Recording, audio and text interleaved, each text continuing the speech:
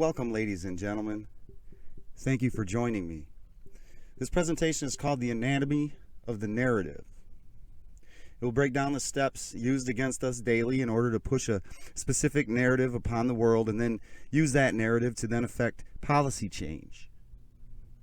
As we all know, politicians can't just go out there and make into law many of the necessities that the authoritarian controllers behind the scenes want put into place. Many of them are too communist and anti-constitution in nature. So there must be something that necessitates that policy and then pushes it into the forefront. First, we will look at who are the information gatekeepers and how and why this is so. Before the printing press was invented, word of mouth was the primary source of news. Returning merchants, sailors, and travelers brought news back to the mainland. And this was then picked up by peddlers and traveling players and spread from town to town. Ancient scribes often wrote this information down. This transmission of news was highly unreliable, as one could imagine, as it was simply the act of taking the description of something or event from the word of mouth from one who claims to have seen it. Or in many cases, knew of a guy who knew a guy who had seen it, for instance. And remember, dear listeners, these scribes were usually appointed by corrupt monarchs and authoritarians. If we make the boss mad today, we might get fired. If we made the boss mad back then, we may be killed. So these scribes can only be trusted so much. Enter the religious leaders of the time. In the centuries prior to the advent of the printing press, other than the scribes, or most of the time in conjunction with the scribes, we see the Vatican and their army of intelligence operatives, the Jesuits, either assuming or being appointed as the truth authorities. Acting as not only scribes or the documenters of the information of the day, but also as actual investigative journalists in a way. They began to set up various archaeological excavations throughout the entire world, from Europe to Africa to Russia to China to South America, and yes, even to Antarctica. The Jesuits would fan out into all of academia, establishing schools and colleges worldwide, like the one that the good Dr. Fauci attended, Holy Cross, attempting to control the whole of the world's information. And ladies and gentlemen, this is and was exactly the objective. A very Herculean task, but they did a damn good job of it. They were there to shape all of the natural history that we believe today, like the age of our species, time frames we supposedly began our existence. Some of the most basic questions of our existence is or was controlled by them. And with the Council of Nicaea, when Constantinople morphed the Roman Empire with the papacy, the Pope would then push his decrees in coordination with what the European monarchs wanted at the time. Like what the Pope did with the Congress of Vienna, spoken about in another video on this channel. That was the fight against the Italian unificationists and against all forms of representative government in Europe. As you can see, all information came from a small establishment source, the European bloodlines. And it was then handed off to the Vatican. The Pope then sends his Jesuit agents to make it historical fact throughout all of academia.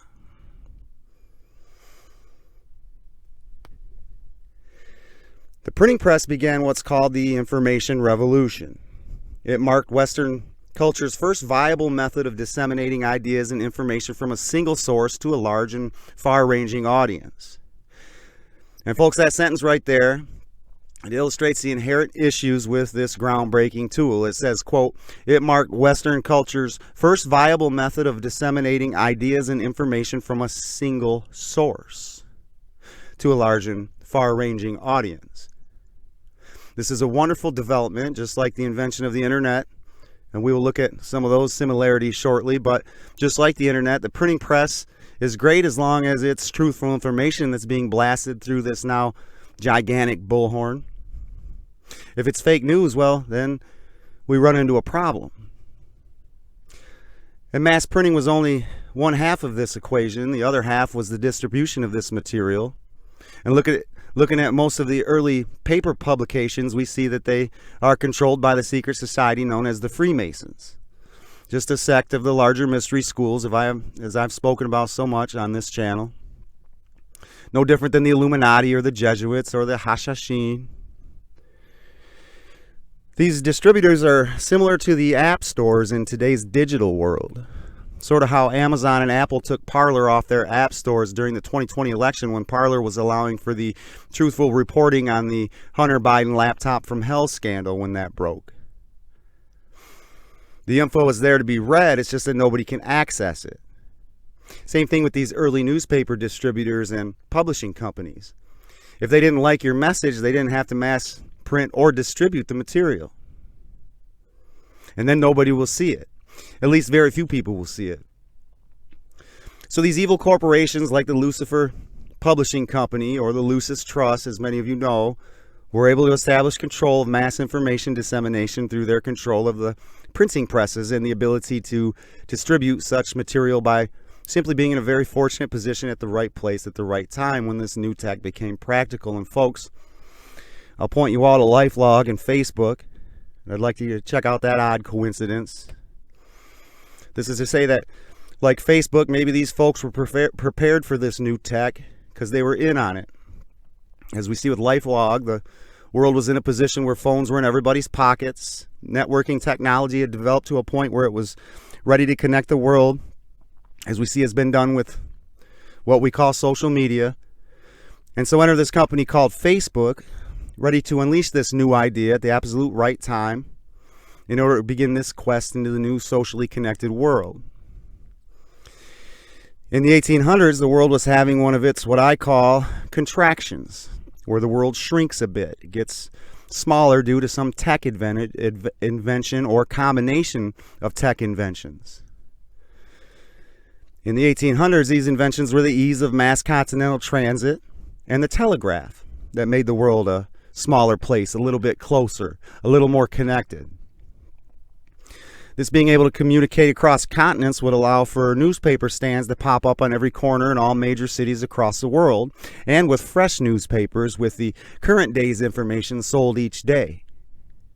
Again, an awesome development as long as the source remains pure, as long as the information is truthful. Or, as in the case with the proliferation of the Communist Manifesto, a way to push poison. And interestingly, it's at this time, around 1850, that we find many of the Masonic publishing companies incorporate and hit the scene. Same thing with the newspaper companies, like the founding of the New York Times in 1851, just about a year or two after the publishing of Marx's book. And folks, I know that many newspapers were around in the 1700s too, and prior to 1851, but I'm talking about the newer kind, the ones that could print out new info daily.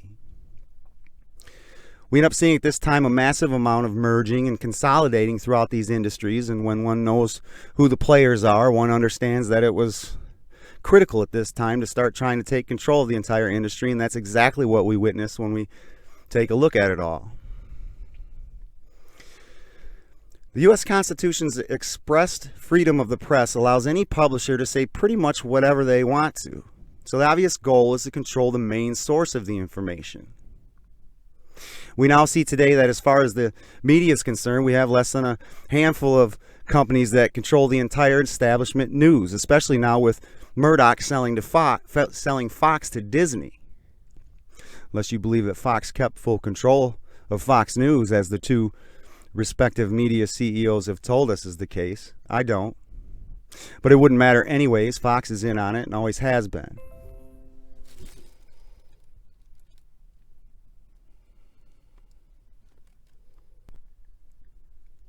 While controlling the media bullhorn is essential to get everyone on the same page, the controllers still needed to better consolidate their control of the source of the information. So the controllers would use what they'd been using since at least the time of Charlemagne, but maybe even since the 800s, think tanks. According to Wiki, a think tank or policy institute is a research institute that performs research and advocacy concerning topics such as social policy, political strategy, economics, military, technology, and culture. Think tanks publish articles, studies, or even draft legislation on particular matters of policy or society. This information is then readily used by governments, businesses, media organizations, social movements, or other interest groups. Think tank funding often includes a combination of donations from wealthy individuals and personal contributions, with many also accepting government grants. The King of England had been using the Royal United Services Institute since 1841 to push his decrees in London. But it wasn't until 1910 that the U.S. would set up its own policy pusher. It was called obviously, the Carnegie Endowment for International Peace, followed by the infamous Brookings Institute in 1916. Brookings is the group that decreed back in the 50s that Americans couldn't handle knowing that there's other life in the galaxy, so therefore any proof of such should be classified and hidden from the masses, and Congress, of course, abided. Brookings is also the institute that is in the news that at this exact time of the making of this video with regard to the John Durham investigation, as Fiona Hill, a Brookings Institute, quote, expert on Russia, was just implicated providing fake information to the FISA court in order to spy on American citizens, and probably has an indictment sealed up with her name on it right now. Today there's hundreds of think tanks, but with a few dozen being used on the regular to shape policy. These groups, as Wiki even stated, funding often includes a combination of donations from wealthy individuals and personal contributions, with many also accepting government grants. And when your government's crooked. In fact, Obamacare was hatched out of the think tank known as the Heritage Foundation, a conservative think tank. There's a Forbes article from October 2011 that shows this fact. All planned, part of the fake dialectic, the left and right. Folks, remember, none of this is partisan. Before Obama, it was called Romney Care, if your memories serve you correctly. And therefore, folks, had Romney won in 2012, there would have been Romney Care rather than Obamacare. They were going to get their socialist health care. Folks, they control our choices and have been for some time. So as most of you all know, these think tank groups are going to provide a result that is in line with the agenda of those who are funding the research. The bloodlines control the donors and the think tanks themselves. The only information being openly researched is information that the controllers want to exploit. An example of this is how Carnegie and Rockefeller, for instance, financed some early global warming research, obviously providing a result that shows the inevitable destruction of the planet due to man-made climate change. And pay attention here now, because we're going to start seeing how they collaborate. This quote-unquote explosive finding is then picked up by the news media and blasted across the world. From there, the corrupt politicians get their cue. One of the party leaders will spring into action after the news report softens up a few million people as it was pushed throughout the infosphere, and they begin to demand action based on this new study. Then the party leader foot soldiers in the Congress or Senate or what have you, the party foot soldiers then jump on their Twitters and they begin to back the call for action made by the party leader. The celebrities and athletes jump in. And understand, over half of our lawmakers are corrupt. They're blackmailed or bribed in some way by the current controllers of the day. And the same with the celebrities or athletes, or else they wouldn't be there. The news media then takes these Twitter messages and reports on them in their daily news shows. These lawmakers then move to enact legislation to address the imminent crisis, all based on a report by one of the astute think tanks. Ladies and gentlemen, can you understand the amount of waste that we allow? Almost everything that the government does has nothing to do with helping the people, but instead has everything to do with lining their own pockets or consolidating their own power in order to eventually totally enslave you. All paid for by you, the taxpayer. Sometimes, though, folks, these think tanks can't quite push policy quick enough. Sometimes the people just aren't ready for what the controllers are pushing. When their think tanks don't work, they throw in another method. the control of world and U.S. government bodies like the CDC or the World Health Organization or the CIA and intel community. Many of you out there are now wide awake to this scam, but quickly, as an example, a recent one, we see this plandemic. As these health bodies gain much more power, we see them now twisting and warping information and putting it out as fact and going so far as to give guidance on laws based on this fraudulent information. This is where we've gotten most of our mandates and restrictions during this pandemic, the CDC and the WHO, both controlled by the bloodline controllers. The CDC and the WHO release a statement that the only way to beat the virus is to vaccinate everyone, and then the media grabs it and promotes it. All government leaders immediately spring into action and begin to implement forced vaccinations upon the populations.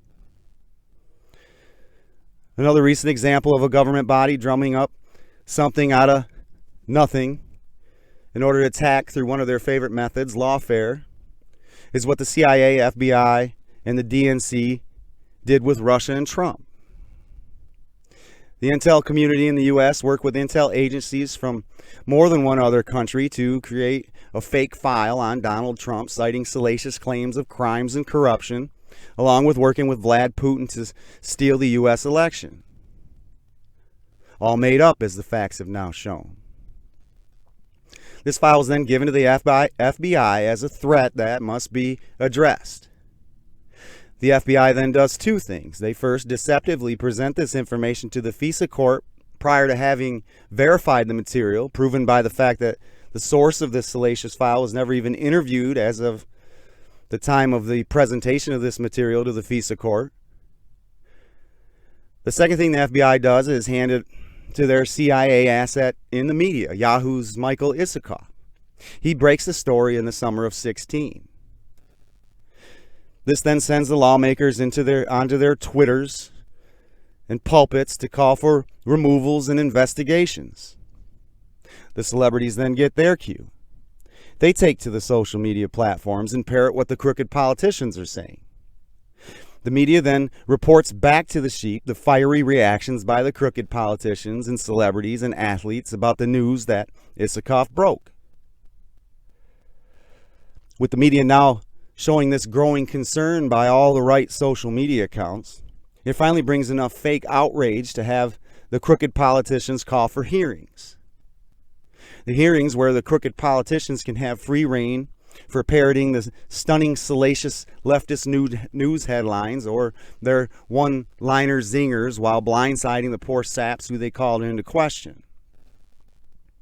Then, without being too redundant, the media then sensationalizes the reporting on the hearings to the sheep, allowing all the players to continue to feed off of each other until they finally meet their objective, which was an investigation with a special counsel, totally hemming up the incoming president, preventing him from doing many of the things needed to fix the republic, and essentially neutralizing the votes of tens of millions of people. When think tanks and government bodies don't move things fast enough, they move to a tried and true method, a false flag. We see an exponential increase in gun control legislation at the turn of the century, and right about the time we start seeing the beginning of what we all unfortunately know so well, the mass shooter. In fact, just months after the Sandy Hook incident, Secretary of State John Kerry introduced and signed himself the UN Arms Treaty to Congress in an attempt that they would put it on the docket. And we saw Obama cite the Orlando Pulse nightclub shooting as a way to initiate a law prohibiting the sale and possession of assault-style weapons and high-capacity ammo magazines. In the aftermath of the Vegas shooting, lawmakers on both sides of the aisle called for laws specifically banning bump stocks, while others also called for a renewal of the assault weapons ban. Dianne Feinstein introduced new background check and anti-assault weapons legislation a week later. After the Parkland school shooting, bump stocks were finally banned. The shootings, ladies and gentlemen, are the events needed in order to put the legislation that the controllers want addressed front and center, as we can see. Kings would use false flags all the time. One off the top of my head was the peasant revolt of the 13th century. False flags are probably the most prevalent method used to cause war between nations. Most countries' citizens do not want war under any circumstances. So we have the shot heard round the world, or the attack at Fort Sumter, or even the events leading up to war in Europe, where the media took a few small anti-Jewish events in Germany like picketing and shopper intimidation and amplified it in order to organize and justify a Jewish embargo on German goods, which many point to as the beginning of war between Germany and Judah. How about the war on terror? How can we invade Afghanistan, then Iraq, then Syria, then Libya? An event was needed. But just as they know and take advantage of, they know folks have a short memory. So each step along the way, they needed a little more, like yellow cake uranium from Iraq, or crimes against humanity by Gaddafi, or just plain create a new army like ISIS in order to justify Syria. All inventions of the bloodline authoritarian controllers behind the scenes, wasting all the world's resources and attention on, while any real issue is hidden and not allowed to be spoken about. Whole lives, ladies and gentlemen, born into a complete fake reality and died in a completely fake reality. And it's time folks started to wake up, and hopefully this video will help some folks do just that. If you enjoyed this presentation, please like, share, and subscribe. Thank you for watching.